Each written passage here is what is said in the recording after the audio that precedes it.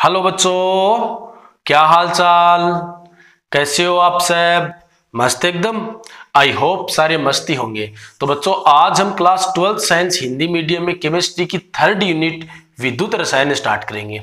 बच्चों, विद्युत रसायन का मतलब है कि विद्युत ऊर्जा को रासायनिक ऊर्जा में, कहने का मतलब विद्युत धारा से रासायनिक अभिक्रिया करवाई जाएगी, और रासायनिक ऊर्जा को विद्युत ऊर्जा में, कहने का मतलब रासायनिक अभिक्रिया से विद्युत धारा बनाई जाएगी। आ गई बात समझ में? तो विद्युत रसायन रसायन विज्ञान की एक शाखा है जिसके अंतर्गत विद्युत ऊर्जा को रासायनिक ऊर्जा में और रासायनिक ऊर्जा को विद्युत ऊर्जा में परिवर्तित किया जाता है। तो बच्चों, आज के लेक्चर में हम विद्युत रासायनिक सेल और उसमें हम गैल्वेनी सेल का एक प्रकार डेनियल सेल कंप्लीट करेंगे। तो लेक्चर आपको ध्यान से समझना है और इसके प्रॉपर आपको नोट्स तैयार करने हैं। तो बच्चों, लेक्चर स्टार्ट करते हैं। मैं हूं रघुवीर सिंह कर्नावत और आप देख रहे हो RS कर्नावत ट्यूटोरियल्स।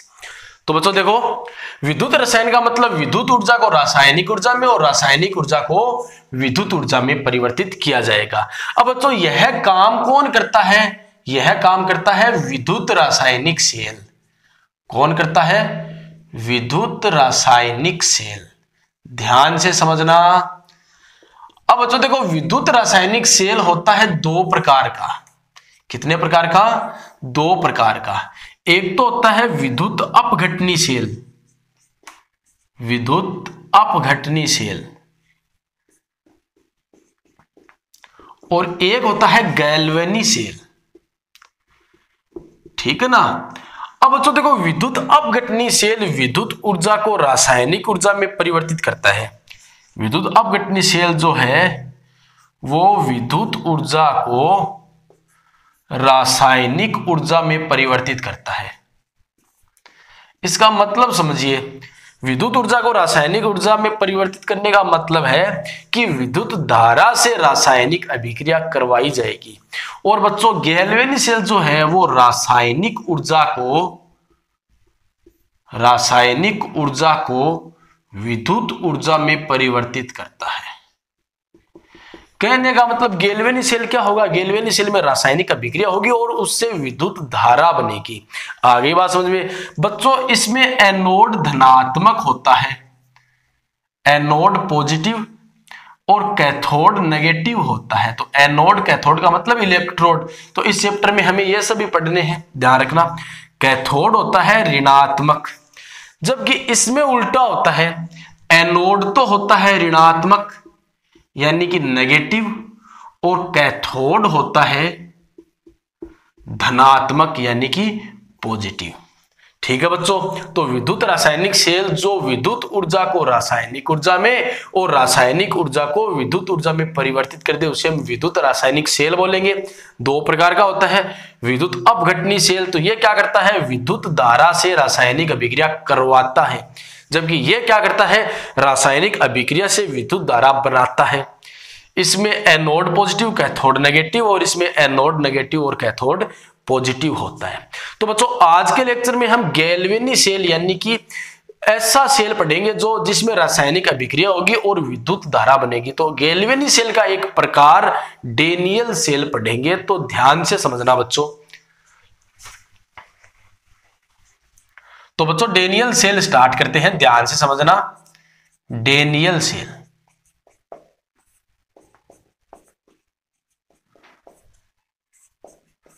तो सबसे पहले इसकी संरचना समझते हैं। तो बच्चों, दो बीकर बनाने हैं पहले आपको। तो ये मान लो हमारे पास दो बीकर हो गए, एक तो ये बीकर हो गया और एक ये बीकर हो गया, मान लो। ठीक है ना? ये दो बीकर, एक बीकर में जिंक सल्फेट का विलयन होता है। ध्यान रखना, किसका विलयन होता है? जिंक सल्फेट का विलयन। तो ये मान लो इधर वाले बीकर में हमारे पास जिंक सल्फेट का विलयन है, ठीक है, ZnSO4 का, और इसमें हमारे पास कॉपर सल्फेट का विलयन होता है। ठीक है ना? तो एक बीकर में जिंक सल्फेट का विलयन और एक बीकर में कॉपर सल्फेट का विलयन। तो ये अपना कॉपर सल्फेट का विलयन है। ठीक है बच्चों? अब देखो, जिंक सल्फेट के विलयन में जिंक की छड़ डूबी रहती है। तो ये जिंक की छड़ है अपनी, तो जिंक सल्फेट के विलयन में जिंक की छड़ डूबी रहती है, तो ये जिंक की छड़ हो गई। और कॉपर सल्फेट के विलयन में कॉपर की छड़ डूबी रहती है। ठीक है, कॉपर सल्फेट के विलयन में कॉपर की छड़ डूबी रहती है। इतनी बात आ गई समझ में। अब बच्चों देखो इनका नाम बताता हूं पहले, डेनियल सेल स्टार्ट करने से पहले, कि ऐसी युक्ति जिसमें धातु अपने ही आयनों के विलयन में डूबी रहती है उसे हम अर्ध सेल बोलते हैं। क्या बोलते हैं? अर्ध सेल। तो देखो ये किसकी छड़ है? जिंक छड़। ठीक है ना, जो कि एनोड का कार्य करती है। ठीक है, यह किसकी छड़ है? कॉपर छड़ है, जो कि कैथोड का कार्य करती है। तो ध्यान से समझते रहना। ठीक है ना, तो ये क्या हुए? दोनों अर्ध सेल हुए ना, तो इन्हें अर्ध सेल या फिर रेडॉक्स युग्म भी बोलते हैं। तो बच्चों अर्ध सेल का मतलब क्या हुआ, यहां पर ही आपको बता देता हूं, है ना, संरचना पूरी करने से पहले ही अर्ध सेल बता देता हूं। तो देखो यहां पर क्या है, जिंक रोड जिंक सल्फेट में डूबी हुई है, तो यहां पर जिंक सल्फेट Zn2+ और SO4 यानी कि जिंक की छड़ जिंक के आयनों में डूबी हुई है, और ऐसे ही कॉपर की छड़ कॉपर के आयनों में डूबी हुई है। तो अर्धसेल का मतलब ऐसी डिवाइस, ऐसी युक्ति जिसके अंदर धातु अपने ही आयनों के विलयन में या फिर अपने ही लवण के विलयन में डूबी हो, उसको हम अर्धसेल बोलते हैं। तो ऐसी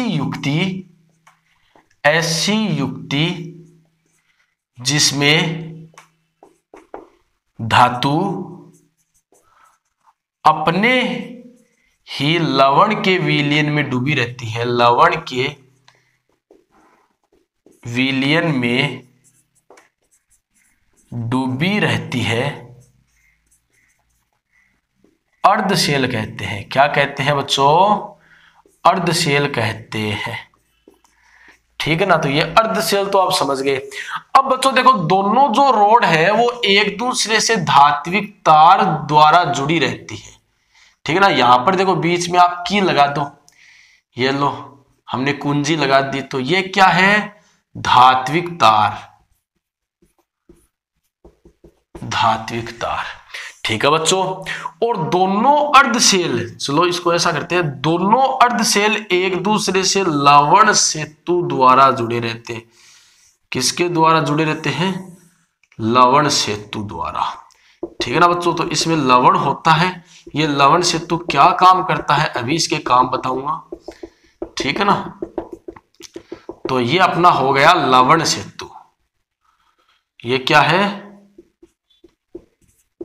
लवण सेतु है, जो पोटेशियम क्लोराइड का भी भरा हो सकता है, पोटेशियम नाइट्रेट का भी हो सकता है, इसमें भरा रहता है। ठीक है बच्चों, तो अपना डेनियल सेल कंप्लीट हो गया। अब देखो होगा क्या? जिंक का ऑक्सीकरण होगा। क्या होगा? जिंक का ऑक्सीकरण। तो बच्चों ऑक्सीकरण कहां होता है? एनोड पर। अगर ये एनोड है तो यहां पर ऑक्सीकरण होगा। ठीक है ना, तो एनोड पर ऑक्सीकरण, इसको ध्यान से समझना बच्चों, एनोड पर ऑक्सीकरण। तो ऑक्सीकरण का मतलब क्या होता है? इलेक्ट्रॉनों का निकलना। तो बच्चों यहां पर हमारे पास जिंक रोड है, जो कि क्या है? ठोस है ना, तो हम सॉलिड स्मॉल s यूज करेंगे। इससे इलेक्ट्रॉन निकलेंगे 2। ठीक है ना, 2 इलेक्ट्रॉन निकल गए, तो जिंक का ऑक्सीकरण हो गया। और ऑक्सीकरण होता है एनोड पर। किस पर होता है? एनोड पर होता है।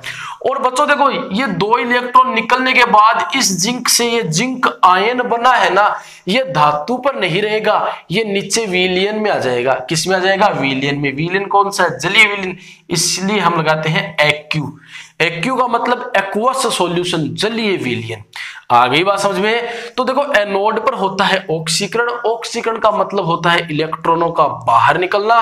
तो बच्चों यहां पर जो जिंक की छड़ है उससे जिंक आयन बनेगा, 2 इलेक्ट्रॉन बाहर निकलेंगे, तो ऑक्सीकरण तो हो गया ना, और वो जिंक आयन इस विलयन में आएगा। इसका मतलब क्या हुआ? क्या हुआ कि धीरे धीरे जिंक रोड घुलेगी, क्योंकि जैसे जैसे इस जिंक रोड से Zn2+ आयन इस विलयन में आते रहेंगे, तो जिंक रोड ना रिड्यूस होती जाएगी, ना कम होती जाएगी, घुलती जाएगी। आगे बात समझ में? तो आप लिख सकते हो कि एनोड से जिंक घुलता है, एनोड से जिंक घुलता है बच्चों। आ गई बात समझ में? ठीक है ना। अब तो देखो दूसरी बात, कैथोड पर होगा अपचयन, और अपचयन का मतलब होता है इलेक्ट्रॉन का जुड़ना। अब बच्चों देखो, जिंक से ये जिंक आयन तो नीचे आ गया, अब बताओ ये बेचारे दो इलेक्ट्रॉन कहां जाएंगे? अभी देखो विद्युत बन जाएगी। देखो जिंक रोड से जिंक आयन नीचे आ गया, तो ये दो इलेक्ट्रॉन कहां जाएंगे? तो बच्चों ये दो इलेक्ट्रॉन इस वायर से होते हुए इधर जाएंगे। अब बच्चों अगर इलेक्ट्रॉन चलने लग गए ना, इसका मतलब विद्युत क्षेत्र बन गया, विद्युत धारा बन गई। आगे बात समझ में? ठीक है। तो इलेक्ट्रॉनों का प्रवाह जिंक रोड से कॉपर रोड की ओर होता है। ठीक है ना। तो आप ये बात भी यहां पर लिख सकते हो। देखो इलेक्ट्रॉनों का प्रवाह जिंक रोड से, मतलब जिंक छड़ से कॉपर छड़ की ओर होता है। ठीक है बच्चों। अब आप ये समझो कि इलेक्ट्रॉन पर माइनस चार्ज होता है, तो वो किसकी ओर जाते हैं? प्लस की ओर जाते हैं। किसकी ओर जाते हैं? भी इलेक्ट्रॉन पर माइनस है तो इलेक्ट्रॉन किसकी ओर चलेगा? प्लस की ओर। इसका मतलब कैथोड कैसा होगा? पॉजिटिव। इलेक्ट्रॉन निकलते कहां से है? माइनस से, जाते कहां है? प्लस की ओर। तो बच्चों एनोड कैसा होगा? नेगेटिव। आ गई बात समझ में? तो जैसे ही इलेक्ट्रॉन प्रवाहित होने स्टार्ट हो गए तो विद्युत धारा चलेगी, और इलेक्ट्रॉन के ऑपोजिट साइड में चलती है विद्युत धारा। तो बच्चों विद्युत धारा का प्रवाह कैसा होगा? कॉपर रोड से जिंक रोड की ओर। ठीक है ना। तो विद्युत धारा का प्रवाह, विद्युत धारा का प्रवाह कॉपर रोड से, कॉपर छड़ से जिंक छड़ की ओर होता है, ठीक है बच्चों। आ गई बात समझ में? अब देखो कैथोड पर अपचयन कर लो। चलो तो ध्यान से समझना बच्चों, कैथोड पर क्या होगा?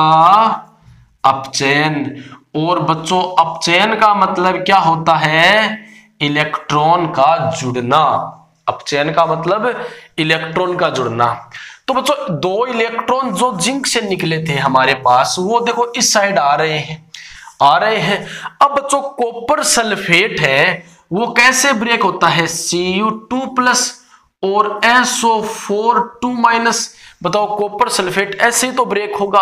अब बताओ जो इलेक्ट्रॉन इस वायर से होते हुए इधर आ रहे हैं, तो वो Cu2+ के पास जाएंगे कि SO4 2- के पास? तो सिंपल सी बात है, वो तो Cu2+ की ओर ही जाएंगे, क्योंकि इलेक्ट्रॉन पर माइनस चार्ज होता है। ठीक है। तो Cu2+ के पास इलेक्ट्रॉन आ जाएंगे। तो ये लो बच्चों, तो Cu2+ है कहां? ये विलियन में है ना। तो ये एक्वस लगा दिया हमने, +2 इलेक्ट्रॉन, तो क्या बन गई? कॉपर धातु बन गई, और धातु क्या है? सॉलिड। तो बच्चों धीरे धीरे इस यहां से तो Cu2+ है ना, वो इलेक्ट्रॉन लेकर के इस रोड पर जमता जाएगा। कहने का मतलब यह रोड तो मोटी होती जाएगी, जबकि यह रोड पतली होती जाएगी। यह छड़ क्यों? क्योंकि इससे तो Zn2+ नीचे आ रहा है, तो ये तो घुल रही है, जबकि यहां पर कॉपर जम रहा है, निक्षेपित हो रहा है। तो आप लिख सकते हो बच्चों कि कैथोड पर कॉपर निक्षेपित होता है। कैथोड पर कॉपर निक्षेपित होता है। कैथोड पर कॉपर निक्षेपित होता है। आ गई बच्चों बात समझ में? अब चलो इसकी पूरी रिएक्शन लिख लेते हैं। तो देखो हमें एनोड वाली और कैथोड वाली रिएक्शन को जोड़ना है। ठीक है ना बच्चों, हमें एनोड वाली और कैथोड वाली रिएक्शन को क्या करना है? जोड़ना है। तो लेफ्ट लेफ्ट वाले जोड़ दो, राइट राइट वाले जोड़ दो, लेफ्ट राइट अगर कट रहे तो काट दो। दो इलेक्ट्रॉन से दो इलेक्ट्रॉन कैंसिल आउट, तो इनको जोड़ने से ओवरऑल रिएक्शन क्या बनी? तो देखो समग्र अभिक्रिया क्या बनी? समग्र अभिक्रिया, है ना। आप ना इसके नीचे लिख लेना, हमारे पास तो यहाँ पर जगह नहीं है, इसलिए मैं यहाँ पर लिख रहा हूं। तो जोड़ने के बाद अभिक्रिया क्या बनेगी? Zn सॉलिड, मतलब जिंक सॉलिड, और कॉपर है अपना आयन, गिव्स आउट जिंक तो बन गया आयन, विलयन में चला गया और कॉपर बन गया सॉलिड। तो ये हो गई समग्र विक्रिया। आ गई बात समझ में।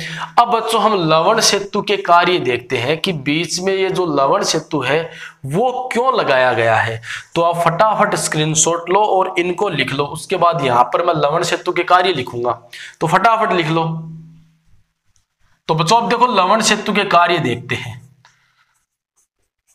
लवण सेतु के कार्य,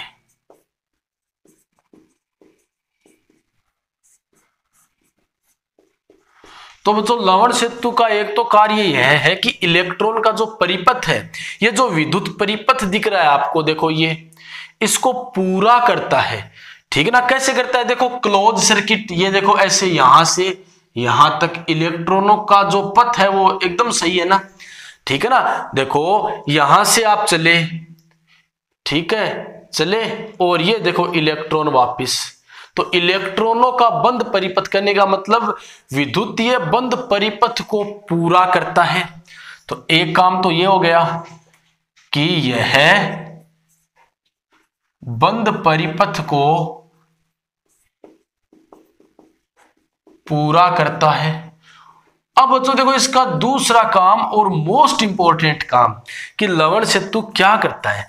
तो बच्चों जो हमारे पास ये विद्युत अपघटनी विलयन है, जो हमने विलयन लिए हैं, ये उदासीन होने चाहिए। क्या होने चाहिए, उदासीन होने चाहिए, ठीक है ना। अगर इनमें चार्ज होगा, आवेश होगा, तो इनका विभव बन जाएगा, ठीक है ना। तो ये जो विलयन है वो क्या होने चाहिए, उदासीन होने चाहिए। अब बच्चों देखो पहले इसके अंदर जिंक सल्फेट था, ध्यान से समझना, जिंक सल्फेट था, यह उदासीन है, लेकिन ऊपर से कौन आ रहा है, ऊपर से Zn2 प्लस आयन आ रहा है ना नीचे। अभी आपने अभिक्रियाओं में देखा है कि Zn2 प्लस नीचे विलयन में आता है। तो बताओ बच्चों विलयन के अंदर कैसा चार्ज बन गया, प्लस चार्ज बन गया कि नहीं बन गया।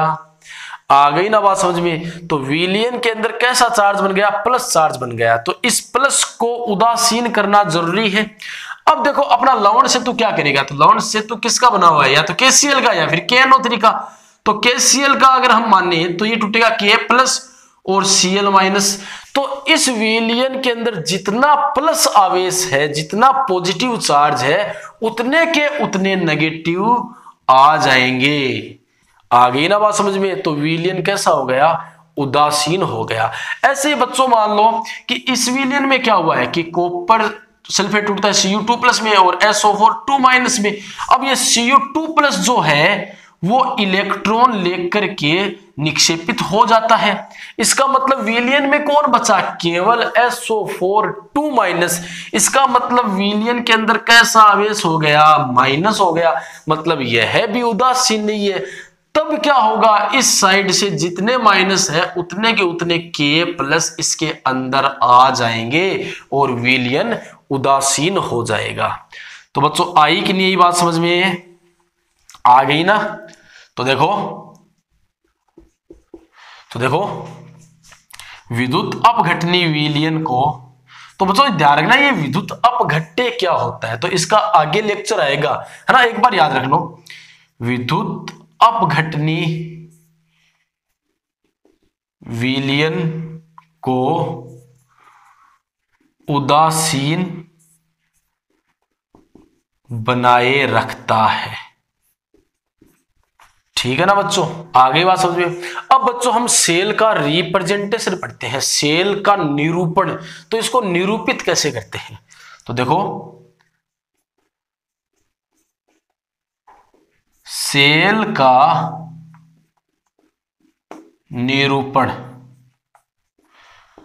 तो बच्चों सेल के निरूपण के कुछ एक रूल है ना, कुछ एक लाइनें आपको याद रखनी पड़ेगी। और वो लाइनें क्या याद रखनी पड़ेगी आपको कि हम एनोड को तो बाईं ओर, तो एनोड किसका बना हुआ है, जिंक का, एनोड को तो बाईं ओर, जबकि कैथोड को हम दाईं ओर लिखते हैं। तो दोनों ही ठोस है इसलिए मैंने सॉलिड सॉलिड लगा दिया। तो एक रूल आ गया समझ में कि निरूपित करना है मेन। तो निरूपण का मतलब ये नहीं कि आप अच्छा सा डायग्राम बना दो, ध्यान रखना, निरूपण अब आप समझ रहे हो, ठीक है ना। तो देखो निरूपण में फर्स्ट रूल क्या है कि हम एनोड को तो बाईं ओर और कैथोड को दाईं ओर लिखते हैं, ठीक है। अब देखो एनोड किसके अंदर डूबा हुआ है, जिंक सल्फेट में डूबा हुआ है ना, इसका मतलब यहां पर आयन कौन से है, तो जिंक सल्फेट का मतलब जिंक आयन ही होंगे ना बच्चों, ठीक है ना। तो एनोड और विलयन मतलब धातु और विलयन को एक ऊर्ध्वाधर लाइन से अलग करते हैं, तो ये ऊर्ध्वाधर लाइन हो गई। एनोड किसके अंदर डूबा हुआ है, Zn2+ में ना, तो ये लो। और वैसे आप पूरा ZnSO4 भी कर सकते हो बच्चों, यहां पर अगर आप Zn2+ नहीं करके ZnSO4 करते हो ना तो वो भी सही है, ठीक है। लेकिन हम आयन ही लिखते हैं यहां पर, धातु आयन। तो Zn2+ में डूबा हुआ है एनोड और इसके फिजिकल स्टेट भौतिक अवस्था एक्वस। ऐसे ही कॉपर किसके अंदर डूबा हुआ है, Cu2+ में।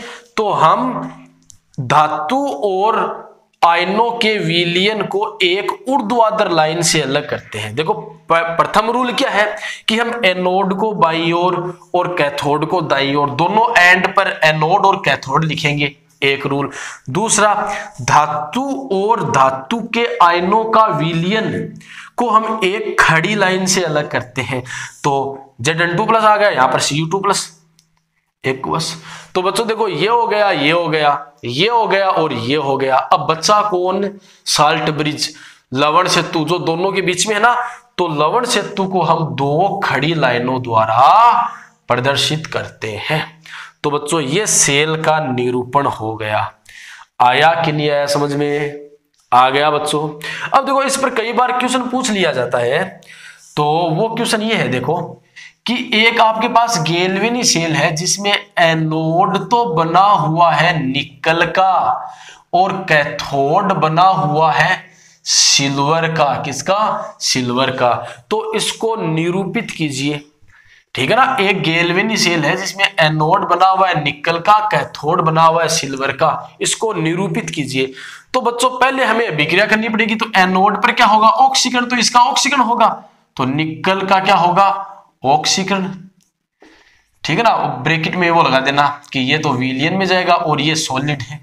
जबकि सिल्वर का क्या होगा, अपचयन। क्या होगा, अपचयन। तो बच्चों यहां पर सिल्वर है, तो सिल्वर देखो, सिल्वर की ऑक्सीकरण संख्या +1 ही होती है, तो सिल्वर 1 इलेक्ट्रॉन ही लेगा। लेकिन हमें इलेक्ट्रॉन काटने होंगे, तब हम क्या करेंगे, इस रिएक्शन को 2 से मल्टीप्लाई कर देंगे, ठीक है ना बच्चों। तो 2 इलेक्ट्रॉन से 2 इलेक्ट्रॉन कैंसिल आउट, तो इसकी अभिक्रिया क्या बनी, NiS + 2Ag+ aqueous gives out Ni2+ aqueous + 2Ag। आ गई बात समझ में। अब देखो इसको निरूपित कैसे करेंगे बच्चों, तो ध्यान से समझना। तो सेल का निरूपण ये तो समझ गए ना, लिख लेना इसे। अब देखो इस सेल को निरूपित कैसे करेंगे, इसमें एनोड किसका बना हुआ है, निकल का बच्चों। किसका बना हुआ है, निकल का। और सॉलिड कैथोड किसका बना हुआ है, सिल्वर का बच्चों। तो ये सॉलिड। निकल किस में डूबा हुआ है, निकल के आयनों में। तो ये लो एक खड़ी लाइन Ni2+ एक्वस। सिल्वर किस में डूबा हुआ है, Ag+ और एक्वस। और बीच में कौन है, लवण सेतु है। तो ये लवण सेतु। तो ये निरूपण हो गया बच्चों। आ गई बात समझ में। तो आपको सेल का निरूपण देख करके भी रासायनिक अभिक्रिया पूछ सकता है, या फिर रासायनिक अभिक्रिया देख करके सेल का निरूपण पूछ सकता है, या फिर आपको केवल इतना बता दे कि एनोड इसका बना हुआ है और कैथोड इसका बना हुआ है, तो भी आपको सेल का निरूपण पूछा जा सकता है। तो बच्चों कंफर्म हो गया। अब देखो नेक्स्ट, तो बच्चों अपना नेक्स्ट टॉपिक है डेनियल सेल का विभव। डेनियल सेल का विभव। अब विभव को हम इस चैप्टर में बोलेंगे EMF, इलेक्ट्रोमोटिव फोर्स, विद्युत वाहक बल। आ गई बात समझ में। अब बच्चों देखो, विभव के लिए हमें आगे बहुत सारे टॉपिक पढ़ने पड़ेंगे, तब जाकर के हमें विभव समझ में आएगा। तो एक बार तो डेनियल सेल को कंप्लीट करने के लिए मैं फॉर्मूला बता दूंगा, तो वो आप याद रख लेना। अदरवाइज देखो, विभव क्या होता है, दो इलेक्ट्रोडों के विभव का अंतर होता है कि हमें पहले इसका विभव निकालना पड़ेगा, उसके बाद इसका विभव निकालना पड़ेगा और दोनों का अंतर करना पड़ेगा। आ गई बात समझ में? ठीक है, तो एक बार तो जो मैं आपको फॉर्मूला बताऊं वो याद कर लेना। तो बच्चों, डेनियल सेल का जो विभव होता है ई सेल, ठीक है। अब देखो नोट लगा देते हैं, तो नोट का मतलब मानक परिस्थितियां। टेम्परेचर कितना होना चाहिए, 298 केल्विन, ठीक है।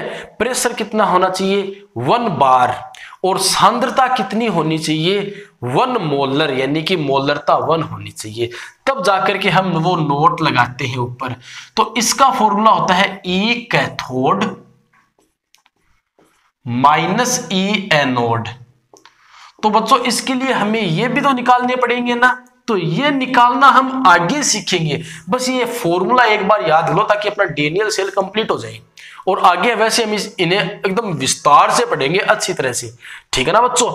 तो बच्चों, ई नोट सेल, तो कैथोड की जगह कौन है, कॉपर वाला है ना, तो कॉपर वाले में क्या हो रहा है, Cu2 प्लस Cu, ठीक है बच्चों। और एनोड की जगह कौन है, जिंक, तो जिंक वाले में Zn2 प्लस Zn, ठीक है बच्चों। तो E naught cell is equal to, इसकी वैल्यू आती है 0.34 वोल्ट, माइनस इसकी वैल्यू आती है माइनस 0.76 वोल्ट। तो बच्चों, ये माइनस माइनस प्लस हो जाएगा, तो आपके पास डेनियल सेल का जो विभव बनेगा वो बनेगा 1.10 वोल्ट। आगे बात समझ में? तो एक बार तो ये फॉर्मूला आप याद कर लो ऐसा वैसा, ठीक है बच्चों। तो ये अपना डेनियल सेल हो गया। अब देखो, डेनियल सेल में हम 3 कंडीशन भी लगा सकते हैं। डेनियल सेल में हम 3 कंडीशन लगा सकते हैं, तो वो देखो क्या होती है। तो देखो, यहां पर कोई बाह्य विभव लगा दिया, मतलब कोई बैटरी लगा दी और ऐसे लगा दी, देखो ऐसे, ठीक है ना। अब देखो, ये मान लो पॉजिटिव टर्मिनल और ये नेगेटिव, तो करंट ऐसे चलेगी ना, मतलब इसमें देखो करंट ऐसे आ रही है और उसमें करंट ऐसे चलेगी। अब मान लिया हमारे पास जो बाह्य विभव लगाया है हमने, इस सेल का विभव 1.1 वोल्ट से ज्यादा है, तो ई बाह्य इज ग्रेटर देन 1.1 वोल्ट। तब क्या होगा बच्चों, अगर बाह्य विभव इस डेनियल सेल के विभव से ज्यादा होगा तो चलेगी किसकी, जो पावरफुल होगा उसकी चलेगी ना। इसका मतलब विद्युत धारा किधर बहने लग जाएगी, इस साइड। तो विद्युत का प्रवाह, ध्यान से समझना, विद्युत का प्रवाह जिंक से कॉपर की ओर होता है, ठीक है ना बच्चों। अब दूसरी कंडीशन, अगर ये है बाह्य जो विभव है वो 1.1 वोल्ट के बराबर हो, अगर बाह्य जो विभव है वो 1.1 वोल्ट के बराबर हो, तब क्या होगा, इसका भी 1.1 वोल्ट और इसका भी 1.1 वोल्ट, तो दोनों एक दूसरे के विपरीत है और बराबर है। इसका मतलब विद्युत धारा रुक जाएगी, क्योंकि जितनी इधर आ रही है उतनी उधर जा रही है ना, इसका मतलब विद्युत धारा रुक जाएगी, यानी कि विद्युत का प्रवाह